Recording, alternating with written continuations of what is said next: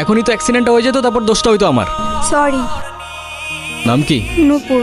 এভাবে একা রাস্তায় দাঁড়িয়ে আছেন কেন? কোনো সমস্যা? আপনি কোন দিকে যাচ্ছেন? আপনি কোথায় যাচ্ছেন? রূপগঞ্জে। আপনি চাইলে আমি আপনাকে ড্রপ করে দিতে পারি। বাসায় জানে পালিয়ে বিয়ে করছেন? সেটা জেনে আপনি কি করবেন? না, আজকাল তো 2 দিনে ভালোবাসা হয়, 3 দিনে পালানোর পর 4 দিনে ডিভোর্স হয়ে যায়। আচ্ছা, আপনার বয়ফ্রেন্ড কই? ও আসে নাই? আসছে হয়তো। আচ্ছা, আপনার ফোনটা একটু দেন তো। আমি স্টেশনে এসে দাঁড়ায় আছি। তুমি কই? আসলে দেখো, বাসায় সব জানাইছি। আম্মু বলতেছে যে মেয়ের বাপ মায়ের পরিচয়টাই নাই, সেই মেয়ের আমি ঘরে তুলতে পারবো না। আজকাল মানুষের 2 দিনে ভালোবাসা হয়, 3 দিনে পালাই গিয়ে 4 দিনে ডিভোর্স হয়ে যায়। আপনার তো তাও ভাগ্য ভালো, আগেই কাহিনী শেষ। আচ্ছা, আমার সাথে বারবার কেন এমন করে বলতে পারেন? আচ্ছা, কি হয়েছে বলেন তো? সে যেই তো আসে নাই, আপনি বাসায় ফিরে যান। না, আমি আর ওই বাসায় ফিরতে পারবো না, আর কখনো ফিরতে চাইও না। ফিরতে চান না মানে? ঠিক বুঝতে পারলাম না। মা বাবা হারানোর পর আমি আমার মামা বাড়িতেই বড় হই।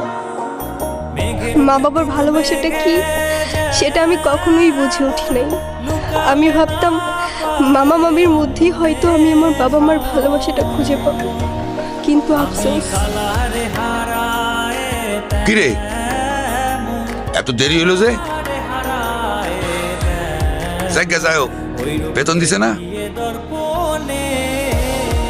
মামা দিছে। তো খারাপ আছিস কে? টাকাটা দে।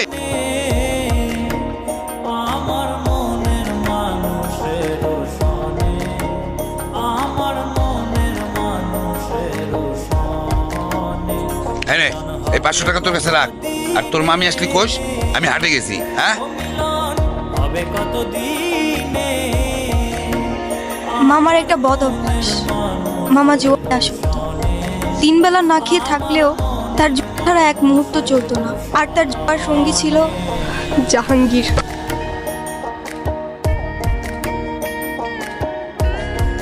এইগুলো ওরে পড়ায় নিয়ে আসো।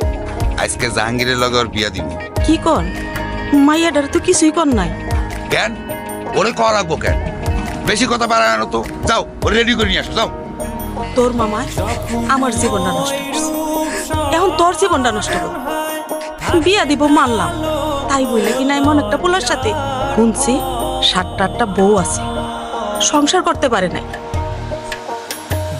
এই কান্তাছস কেন? তোরে না একটা পোলায় ভালোবাসে।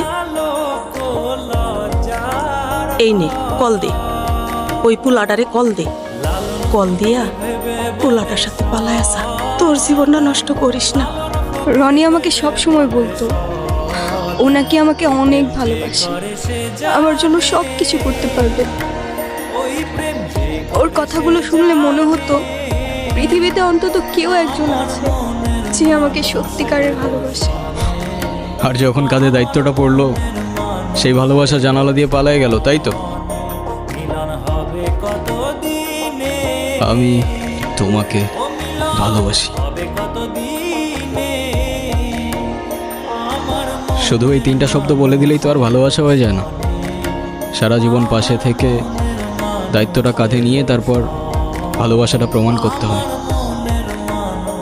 আমি এখন কই যাব, কি করব, কোনো কিছুই না বুঝে উঠতে পারছি না। আমি যাচ্ছিলাম একটা জায়গায়, আপনি চাইলে আমার সাথে যেতে পারেন। কোথায়? ভব নদীর 13 পারে।